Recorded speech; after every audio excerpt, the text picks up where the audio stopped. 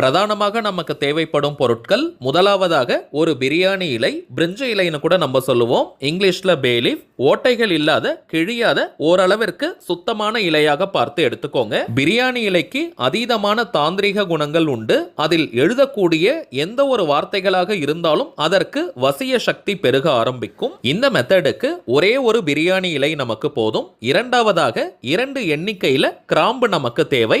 லவங்கம்னு கூட நம்ம சொல்லுவோம். முனை உடையாத 2 கிராம்புகளை நம்ம எடுத்துக்கணும். ஜனவசியம் மற்றும் பணவசியம்னு இரண்டிற்குமே இந்த கிராம்பு நமக்கு பயன்படும். மூன்றாவதாக 2 ஏலக்காய், ஃப்ரெஷ்ஷா இருக்கக்கூடிய 2 ஏலக்காயா பார்த்து எடுத்துக்கோங்க.